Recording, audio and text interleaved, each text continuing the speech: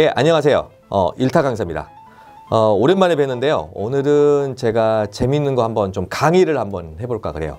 어떤 거냐면 제가 굉장히 좋아하는 것 중에 하나인데 와인입니다. 근데 와인이 좀 어렵죠. 그래서 제가 좀 쉽게 한번 좀 설명을 좀 해드릴게요. 오늘은요, 그냥 첫 시간이어서 와인 좀 기본적인 거, 약간 좀 지루할 수도 있는데 그래도 좀 제가 좀 재밌게 한번 해볼게요. 와인이라는 게 뭘까요? 와인, PD님 생각에 와인은 뭘까요? 포도를 발효해서 만든 술. 역시, 예, 이게 PD님이 역시 훌륭하십니다. 이게 포도로 만든 술을 그냥 다 와인이라고 하거든요. 이게 역사적으로요, 와인이 가장 오래된 술일 걸로 추정하고 있습니다. 왜 그러냐면, 와인 만드는 게 굉장히 좀 쉬워요. 그냥 포도를요, 그냥 으깨가지고 그냥 놔두면 그냥 와인이 됩니다. 그러니까 고대에는 다 이렇게 만들지 않았을까? 항아리 같은 데다가 막 집어넣어가지고 막 하면은. 왜냐면 와인의 포도라는 것 자체가요, 두 가지가 있죠. 하나는 물이 있잖아요, 물. 수분이 있고. 그 다음에는 뭐가 있냐면 당분이 있습니다. 우리가 대표적인 술이 또 뭐가 있냐면 사케도 있을 수 있고, 우리 이제 어떤 전통주, 청주 같은 거 있잖아요. 우리가 막걸리도 마찬가지고.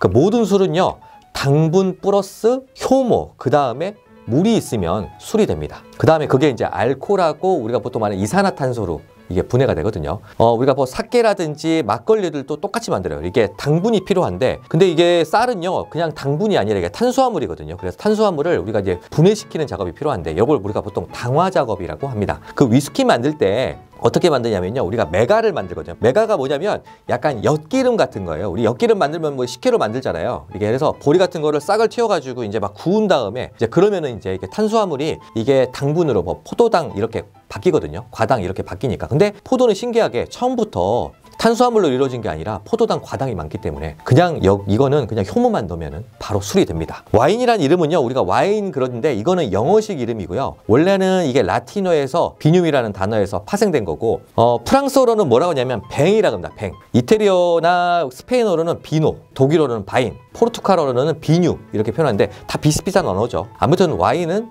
영어식 이름이다 라고 생각하시면 될 것 같습니다. 그러면요, 포도로 만드는데 그냥 아무 포도나 만들 수 있을까요? 생산지에 따라서 맛이 달라진다고.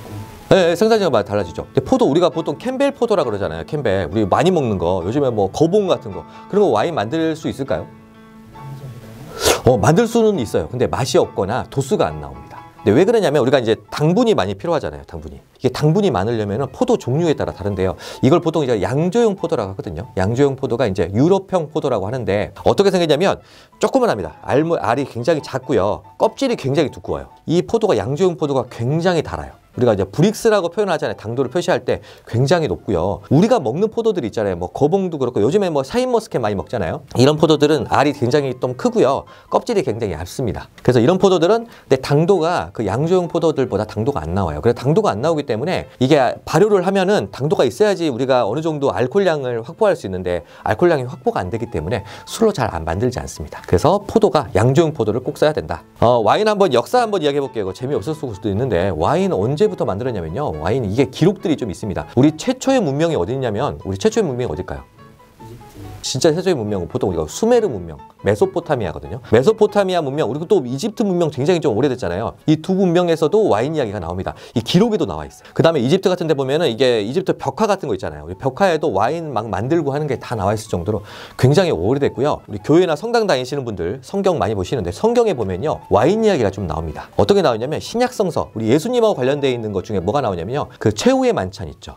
최후의 만찬 할 때 그 예수님이 와인을 마십니다. 와인을 마시는 장면이 나오고요. 그 다음에 예수님이 이제 기적 같은 거 하잖아요. 그 중에서 예수님의 첫 번째 기적이 뭐냐면요, 물을 와인으로 만드는 게 첫 번째 기적입니다. 그래서 이게 첫 번째 기적, 굉장히 좀 첫 번째로가 좀 중요하잖아요. 그 정도로 그 당시에 우리가 생각했을 때 예수님이 살아계셨을 때도 와인이 굉장히 흔한 음식이었다. 그 노아의 방주에서도 와인 이야기가 나옵니다. 노아가 처음에 이제 방주해가지고, 노아의 방주한 다음에 이제 홍수가 다 끝난 다음에 포도나무를 심어가지고 와인을 만들거든요. 이제 이런 것들도 있고, 와인을 만들어서 막 취했다, 이런 기록들이 실제적으로 성경에 나옵니다. 그런 정도로 와인이 굉장히 오래된 역사죠. 그럼 와인이 이렇게 오래된 역사인데, 처음에 이제 이집트나 메소포타미아에서 먼저 시작을 했다가, 그 다음에 어디 가냐면요, 그리스로 갑니다. 그리스. 우리가 서양 문화의 어떤 기원 중에 하나가 그리스니까. 그다음 그리스에서 이제 와인도 많이 마시고 이러다가 결국에는 어디로 가느냐, 이제 로마로 갑니다. 로마 제국이 생기죠. 로마가 이제 전 서유럽, 동유럽을 다 지배를 하잖아요. 그러면서 이 문화가 점점점 유럽으로 펴지게 됩니다. 프랑스 가면 프랑스에서 제일 비싼 와인이 뭔지 아세요? 대명사가 하나 있는데 로마네 꽁띠라고 있어요. 로마네 꽁띠. 로마네 꽁띠 들어보셨죠? 그 로마네 꽁띠가 이름이 이게 프랑스 와인이거든요. 근데 우리가 이태리 와인이 로마 이름 들어가면 좀 이해가 가잖아요. 자기들 나라 같으니까. 근데 프랑스에 있는 가장 비싼 와인이 로마네 꽁띠인데 이게 로마 문화 영향이 있기 때문에 그런 거고요. 이게 왜 이제 서유럽의 와인 문화가 편했냐면 카톨릭이 천주교가 언제 많이 쓰냐면 미사할 때. 그러다 보니까 이게 어쩔 수 없이 미사주로 쓰다 보니까 와인이 굉장히 좀 많이 발달했어요. 그러면 누가 많이 이거를 와인을 발전을 많이 시켰냐면 수도원에서. 수도사들이 할 일 없잖아요. 뭐 할 거 없겠잖아요. 그러면 수도원에서 이제 와인을 어떻게 하면 좀 맛있게 만들어 볼까 이렇게 많이 하게 되는데 그 유명한 샴페인 중에서 유명한 게 돈페리뇽이라고 있거든요. 돈페리뇽 굉장히 유명한 다 아시는 돈페리뇽도 사실은 수도사 이름입니다. 이게 수도사가요, 약간 중세, 약간 과학자 같은 그런 느낌이에요. 약간 연구원 같은. 그리고 이게 재밌는 게 와인을 많이 마시는 이유가 있어요. 그 유럽 가면은 물이 어떨까? 유럽 물이.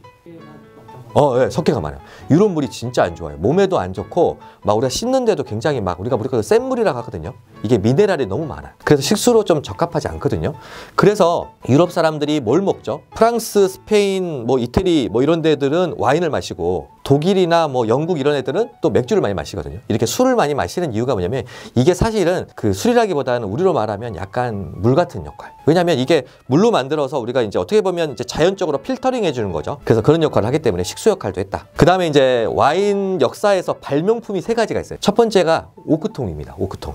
오크통 우리가 큰 통 있죠. 우리 참나무로 만드는 건데 오크통인데 이게 이제 그냥 처음에는 그냥 저장하는 용도로 썼을 것 같아요. 근데 이게 저장하다 보니까 와인이 더 맛있어지는 거예요. 뭔가 와인에 풍미가 생기고 이게 오크통에다가 발효를 하면요 이게 바닐라 향 같은 게 좀 생기거든요. 그래서 바닐라 같은 거 생기고 이게 오크통이 유명한 나라가 몇 가지가 있냐면 프랑스 오크통, 미국 오크통, 그 다음에 슬로베니아 오크통이 있거든요. 이 중에서 제일 비싼 게 뭘까요? 프랑스. 그렇죠. 프랑스산 프렌치 오크통이 굉장히 좀 비쌉니다. 그래서 그 비싼 와인들은 뭐 이태리 와인 중에서 비싼 와인들은 또 프렌치 오크통을 쓰고요. 뭐 미국 와인 중에서도 최고급 와인들은 대부분 다 이게 프랑스산 오크통을 쓰는데 프랑스가 굉장히 좀 와인이 유명하긴 한데 역시 오크통도 굉장히 유명하다. 그리고 또 하나 발명품이 뭐냐면요. 유리병입니다. 우리가 병이 없으면은 이게 와인을 우리가 저장하고 숙성하는데 굉장히 좀 힘들었겠죠. 그래서 유리병이 굉장히 좀 있었고요. 유리병이 있으면 또 뭐가 있어야 될까요? 이게 마개가 또 있어야 되겠죠. 이게 마개가 뭐냐면 코르크죠. 코르크. 코르크가 뭐냐면 이게 나무입니다. 나무. 코르크 나무인데 코르크 나무에서 껍질을 가지고 우리가 만드는 거거든요.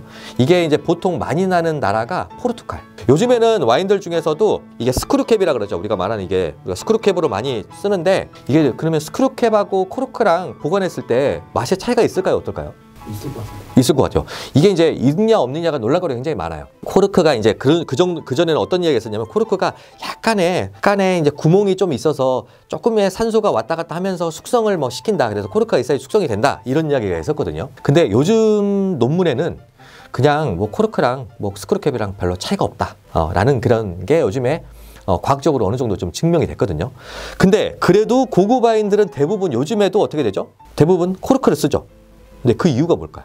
갬성? 맞아요. 저도 그래서 생각하는데 갬성. 약간 좀 그렇잖아요. 이게 좀 없어 보이잖아요. 이렇게 막 이게 비싼데 루머리 꽁띠인데 갑자기 막 스크루캡 나오면 없어 보이니까 뭔가 좀 이게 이게 스크루캡을 따는 그런 느낌이 있잖아요. 약간 제가 봤을 때 약간 전통과 좀 갬성의 차이가 아닐까. 그다음에 와인은 어디에서 생산이 될까요? 와인 생산되는 나라. 그러니까 생각나는 나라가 어디 있을까요? 프랑스, 이탈리아, 미국. 미국 맞아요. 다 많은 굉장히 유명한 생산국이고요. 우리가 유럽으로 따지면은 프랑스, 이탈리아, 스페인이 빅3입니다. 이게 공통점이요. 다 위도가 원대지방이에요. 원대지방. 아주 추운 열대지방도 아니고 아주 추운 지방도 아니에요. 우리가 막 스웨덴이나 뭐 노르웨이 이런 데서 와인이 나지 않거든요. 영국만 해도 와인이 잘 안 나오니까. 그래서 약간 위도가 어느 정도 온화한 기후. 그리고 프랑스, 이탈리아, 스페인이요. 와인 생산도 빅3고요. 마시는 것도 빅3입니다. 얘들은 생산도 많이 하고 엄청나게 마십니다. 그래서 여행 가보시면은 그냥 뭐 식사하다가 그냥 반주처럼 먹어요. 막 물처럼 먹으니까 그냥 물 대용으로 먹는다라고 생각하시면 됐고, 동유럽들 있잖아요. 뭐 폴란드 뭐 이런 데들도 은근히 와인 많이 마십니다. 근데 독일하고 영국은 아까 이야기한 것처럼 뭐죠? 거기는 맥주 문화가 많은데 또 독일도 그 약간 좀 서쪽 프랑스 좀 가까운 지역에는 또 와인을 또 많이 마셔요. 그 다음에 이제 우리가 이제 유럽 말고 미국도 있죠. 미국 아메리카 대륙의 미국도 굉장히 와인을 많이 나오는 나라고요. 요즘에 각광받고 있습니다. 미국 와인이 굉장히 많이 비싸져가지고 요즘에 프랑스 와인, 뭐 이태리 와인 뺨을 치는 것 같아요. 그래서 아주 고가 와인들이 미국에서 많이 나오고 있고, 그 다음에 이제 칠레, 아르헨티나 이런 나라들이 와인 많이 생산하고요. 호주, 뉴질랜드도 와인을 굉장히 많이 생산하는 나라입니다. 그리고 이제 좀 특이한 게 아프리카 중에서는 남아공이죠. 남아프리카 공화국. 남아공에서도 와인이 굉장히 생각보다 많이 나옵니다. 그러면 이제 궁금하실 것 같아요. 이게 유럽은 굉장히 막 와인이 많이 나오는데 그 우리나라 이제 한중일이죠. 한중일은 와인이 나오느냐?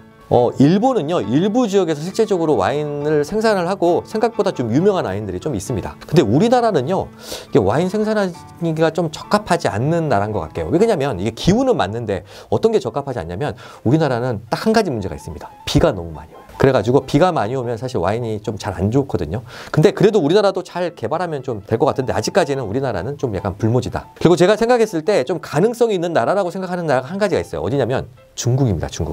중국은 워낙 땅덩어리 넘잖아요. 그중에서 분명히 정말 보르도하고 유사한 지역, 부르고뉴하고 유사한 지역, 미국 나파밸리하고 유사한 지역이 분명히 있거든요. 그래서 아마도 중국이 와인 생산을 하기 시작하지 않을까. 우리 이제 스파클링 와인 한번 이야기를 해볼게요. 스파클링 와인이라고 하면 잘 모르시더라고요. 오히려 뭘 아냐면 샴페인, 우리가 샴페인이라고 하죠. 좀 유식하게 보이는 법.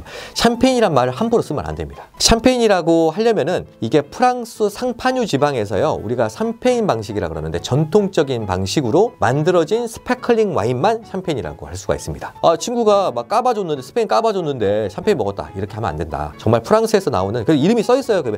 샴페인이라고 써 있거든요. 그러니까 그것만 샴페인이다.